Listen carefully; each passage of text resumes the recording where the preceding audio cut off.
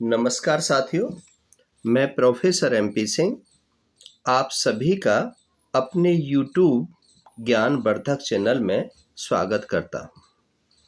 साथियों, आज मैं आपसे बात करने जा रहा हूं कि कलयुग को सतयुग में कैसे बदला जा सकता है।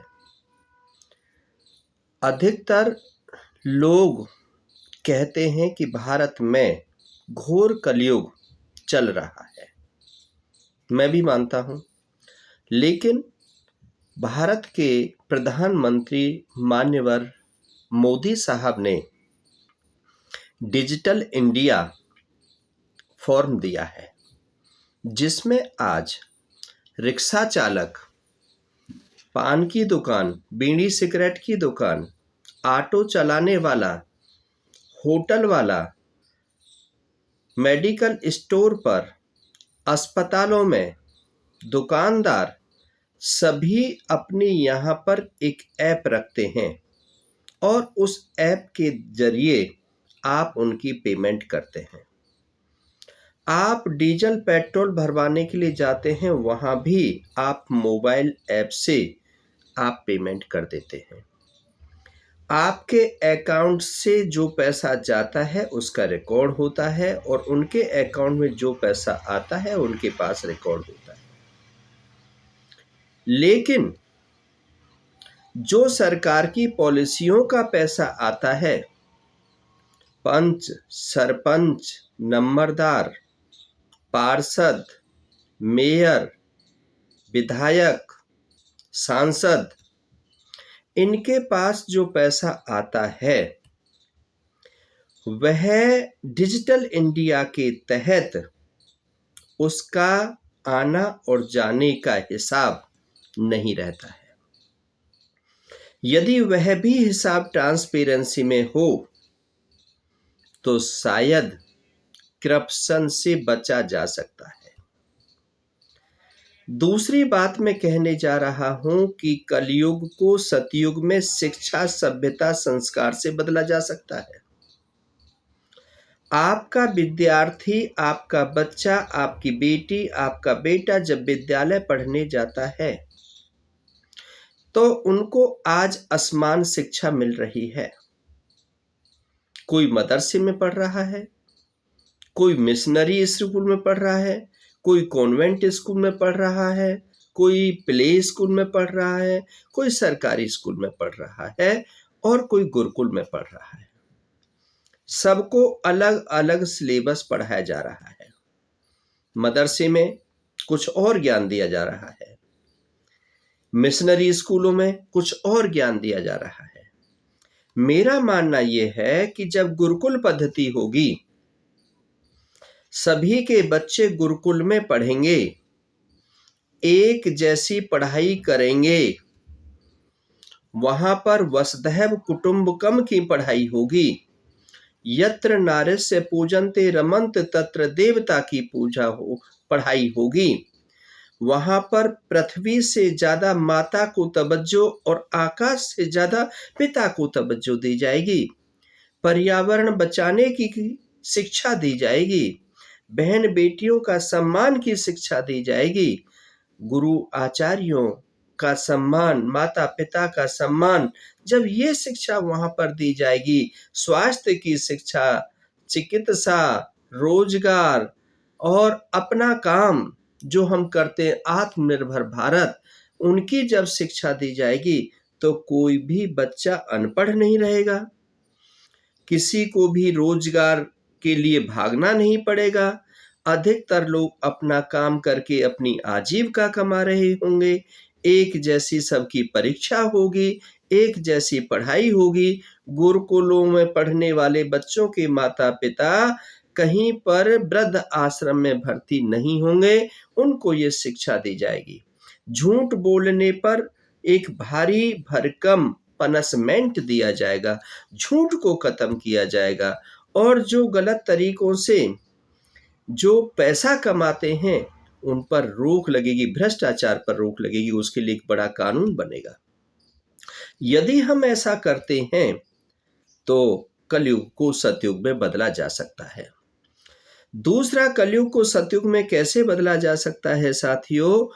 आपको खूब पता है कि आपके बच्चे जब स्कूल में जाते हैं, वहाँ पर पढ़ाई करते हैं, तो चाहे किसी एलएलबी कर रहा हो, चाहे एमबीबीएस कर रहा हो, चाहे बीडीएस कर रहा हो, चाहे जर्नलिज्म का कोर्स कर रहा हो, चाहे BA BCom BSc, MA MCom MSc, या कोई बीटेक एमटेक जेई या आईटीआई या पॉलीटेक्निक, या कोई भी पढ़ाई जब बच्चा करता है, तो परीक्षा में बैठने के लिए 75% मार्क्स अनिवार्य होते हैं।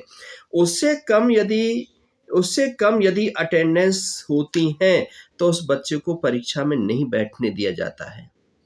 पास होने का भी क्राइटेरिया होता है कि इतने नंबर होने चाहिए, पास हो जाता है।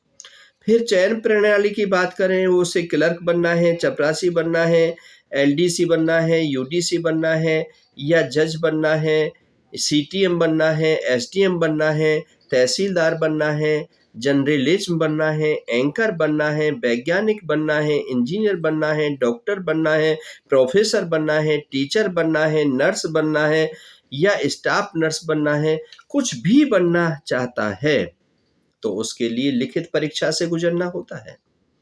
उसके बाद यदि पुलिस की भर्ती हो रही है, पुलिस में जाना है, होमगार्ड में जाना है, या किसी आर्मी में जाना है, एयरफोर्स में जाना है, तो वहाँ फिजिकल एग्जामिनेशन होता है, फिर मेडिकल होता है, फिर उसके बाद में इंटरव्यू होता है। इतने प्रोसेस से गुजरने के बाद फिर वो उन पदों पर आसीन होते हैं। साथियों, यहाँ पर एक प्रश्न मेरा है कि जब छोटी से छोटी और बड़ी से बड़ी नौकरी के लिए जब लिखित परीक्षा, फिजिकल, मेडिकल और इंटरव्यू से गुजरना होता है, तो विधायक, सांसद, मेयर, पार्षद, इनके लिए क्यों नहीं इन प्रक्रिया से गुजरना होता है? क्योंकि ये संवैधानिक पदों पर होते हैं। इनमें से शिक्षा मंत्री बनते हैं, इन्हीं में से वित्त मंत्री बनते हैं, इन्हीं में से गृह मंत्री बनते हैं, इसी में से खेल मंत्री बनते हैं। जब वो इस प्रक्रिया से गुजरेंगे और संविधान का उनको ज्ञान होगा, यदि पढ़ा लिखा व्यक्ति शिक्षा मंत्री बनेगा, चिकित्सा के क्षेत्र से वो चिकित्सा का, मेडिकल का मंत्री बनेगा, तो और वित्त जो एमए एमकॉम करके अर्थशास्त्र का जो ज्ञान रखता होगा, अर्थशास्त्री, यदि वो वित्त मंत्री बनेगा, तो देश को वो अच्छी स्कीम दे पाएगा और संसद में एक अच्छे नियम और कानून ले पाएगा। साथियों, जब ये कोई भी कर्मचारी, अधिकारी 2 दिन की किसी की सजा हो जाती है, जाने अनजाने में कोई गलती हो जाती है, कोई अपराध हो जाता है, पुलिस को 2 दिन की जेल में उनकी 2 दिन की सजा हो जाती है, तो उनको नौकरी से बाहर निकाल दिया जाता है और दोबारा से नौकरी में नहीं रखा जाता है। और जो जनप्रतिनिधि होते हैं, इनकी 2 साल की भी सजा हो जाए, तब भी इन पर कोई बाहर नहीं निकाला जाता। 2 साल से ज़्यादा की जब सज़ा होती है, जब 6 साल के लिए इनको को पार्टी अपनी पार्टी से निष्कासित करती हैं। लेकिन निष्कासित भी क्या करते हैं? ये अपनी पार्टी बना लेते हैं, वहाँ से और लोगों को चुनाव लड़ाते रहते हैं और गुंडा बदमाशी और अय्याशी का अड्डा चलता रहता है। क्योंकि जितने भी लोग सामाजिक होते हैं, वह अपनी इज्जत बचा कर के रहते हैं और इन लोगों का डर बना रहता है, ये हमारी बेइज्जती कर देंगे, ये हमारे तार कटवा देंगे, बिजली कनेक्शन कटवा देंगे, ये हमारी बिल्डिंग नहीं बनने देंगे, ये हमारे बच्चों के एडमिशन नहीं होने देंगे, ये हमसे एक्सीडेंट कर देंगे या कुछ और ऐसा कर देंगे। इनका दबाव और प्रभाव बना रहता है।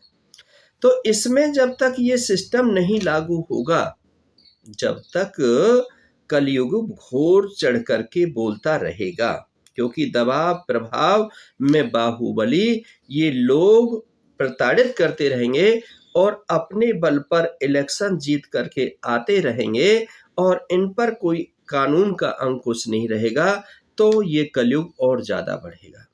कलयुग को सतयुग में कैसे बदला जा सकता है? जब एक आम आदमी, पढ़ा लिखा आदमी, गरीब आदमी भी जब इलेक्शन को फाइट करे और अच्छे लोग वहां पर पहुंच सके। आज 4200 एमएलए हैं और 800 एमपी हैं, कुल मिलाकर के 5000 लोग हैं। क्या इस पूरे भारतवर्ष में 5000 लोग अच्छे आदमी नहीं हैं? क्या 5000 लोग अच्छे पढ़े लिखे सभ्य परिवार से नहीं मिल सकते हैं? मिल सकते हैं, लेकिन जब इसकी पॉलिसी में परिवर्तन आएगा। अब इतना भारी भरकम पैसा दे करके टिकट लेकर के आते हैं, भारी भरकम पैसे से इलेक्शन लड़ते हैं, और उस खर्चा क्योंकि आम आदमी कर नहीं सकता, आम आदमी पैसा दे नहीं सकता, क्योंकि जो ईमानदारी से पैसा कमाता है वह तो अपने बच्चों की पढ़ाई लिखाई कर सकता है या अपना भरण पोषण कर सकता है। उसके पास ज़्यादा पुलिस को देने के लिए, कानून को अपने हाथ में लेने के लिए, मार पिटाई करवाने के लिए या शराब पिलाने के लिए, इस या कुछ इस प्रकार के स्कीम चलाने के लिए पैसा नहीं होते हैं। साथियों, कलयुग को सतयुग में बहुत आसानी से बदला जा सकता है। One nation one election. एक ही नेशन में बार बार इलेक्शन क्यों होते हैं? या हर वोटर, पंचायत की वोटिंग लिस्ट अलग है, एमपी की अलग है, एमएलए की अलग है, किसी का नाम कट जाता है, किसी का नाम जुड़ जाता है, जब अपने मन चाहिए सब कुछ हो जाता है। ये सब कुछ नहीं होना चाहिए। जब हर गांव में पोस्ट ऑफिस है, जिसको जिस प्रकार से मान के चलो कि आपको परिवार पहचान पत्र बनवाना है, ड्राइविंग लाइसेंस बनवाना है, बी और पासपोर्ट बनवाना है, तो आप लोग चल कर के ऑफिस आते हैं या नहीं? आते हैं, बनवाते हैं। इसी प्रकार से एक वोटर को वोट बनवानी है तो उसको भी चल कर के आना चाहिए। उसके यहाँ पर सरकारी जो अध्यापक है, जो पढ़ाने का काम है, वो घर घर जाकर के वोट बनाने का काम करते हैं। ये गलत है, ये नहीं होना चाहिए। और जो वोटर वोट बनवाता नहीं है, उस पर जुर्म के खिलाफ उस पर कोई कानून लागू होना चाहिए। और जिसकी वोट बन गई है, यदि वह वोट पोल नहीं करता है, उस पर भी कानून का शिकंजा होना चाहिए। जब इस प्रकार से होगा तो सभी तो वोट बनवा लेंगे और सभी वोट डालने के लिए जाएंगे। ऐसा नहीं जो इस बार की 39% पोलिंग हुई है या 40% पोलिंग हुई है, बड़ा आश्चर्य है। तो ये सब चीज़ें नहीं होंगी। जब आप संविधान के तहत कोई कानून बना देंगे कि जिसकी 18 साल होते ही वोट नहीं होगी, उसको ये न्याय वो नहीं मिलेगा, सरकार का फ़ायदा नहीं मिलेगा। जो वोट नहीं डालेगा लिस्ट में, जिसका वो नहीं होगा, उसको भी सरकार की जो स्कीम है उनका फ़ायदा नहीं मिलेगा, या उस पर इतना जुर्माना होगा या उसका इस प्रकार से कर दिया जाएगा।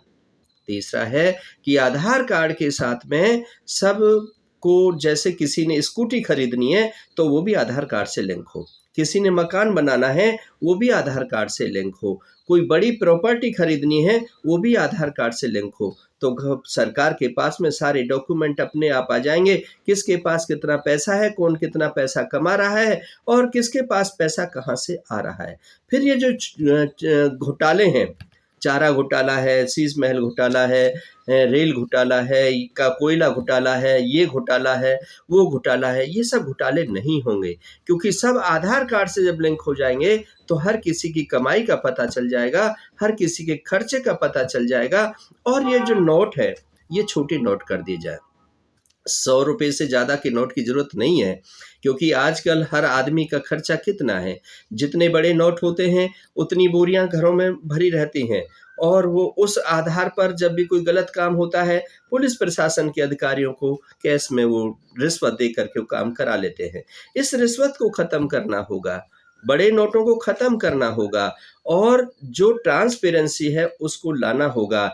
डिजिटल इंडिया का जो माननीय मोदी साहब ने जो चलन किया है, इसको पूरा इम्प्लीमेंट करके हम ट्रांसपेरेंसी को ला सकते हैं और इस कलयुग को सतयुग में बदला जा सकता है। साथियों, मैं चैलेंज करता हूँ, यदि मेरी कही ये जो बातें हैं, इन बातों को सरकार यदि इम्प्लीमेंट कर देती है और आप भी आत्मसात कर लेते हो कि सभी के बच्चे एक पास पढ़ेंगे, एक जैसा करिकुलम पढ़ेंगे, सबके लिए शिक्षा समान होगी, चिकित्सा सबके लिए निःशुल्क होगी और स्वास्थ्य पर, शिक्षा, चिकित्सा पर काम किया जाएगा, बच्चों को आत्मनिर्भर बनाया जाएगा, उनको जिनकी योग्यता के आधार पर जैसा वो चाहते हैं उनका निर्माण किया जाएगा, चरित्र निर्माण किया जाएगा, तो निश्चित तौर पर ये देश फिर दोबारा से धर्म गुरु बनने से कोई नहीं रोक सकता। और जो कलयुग भारत की जो बात करते हैं कि भारत में कलयुग आ रहा है, बहन बेटियों के असमत से खेला जा रहा है, रोजाना कहीं रेप और मर्डर हो रहे हैं, कहीं ना कहीं कुछ और घटनाएं हो रही हैं, जेल भरी पड़ी हैं, इन सब की जरूरत नहीं पड़ेगी। जेलों में भी कैदी नहीं रहे, देखने को भी नहीं मिलेंगे, क्योंकि सबकी शिक्षा जो है माता पिता गुरु की इज्जत करने वाली शिक्षा हो जाएगी। वृद्ध आश्रम भी बंद हो जाएंगे, वृद्धाश्रम में भी आपको कोई देखने को नहीं मिलेगा। साथियों, इस यदि ऐसा चाहते हो कि सतयुग वाला फील यदि आपको चाहिए तो इस वीडियो को ज़्यादा से ज़्यादा लाइक करें, ज़्यादा से ज़्यादा शेयर करें, ज़्यादा से ज़्यादा MP MLA तक पहुंचाएं, ज़्यादा से ज़्यादा सरकार तक पहुंचाएं, ताकि उन लोगों को सुन करके इसमें से कुछ उपाय मिल सके और उन उपायों पर सरकार और जनप्रतिनिधि इस पर काम कर सके। इन सब बातों के साथ आपका बहुत बहुत शुक्रिया, बहुत बहुत आभार। आपने मुझे समय दिया और मेरे विचारों को यदि चाहते हो कि मैं अच्छा कार्य आप लोगों के लिए कर रहा हूं, तो थोड़ा सा मुझ पर कृपा करो, इस वीडियो को आगे से आगे भेजो, आगे से आगे बढ़ाओ। बहुत बहुत शुक्रिया, बहुत बहुत आभार।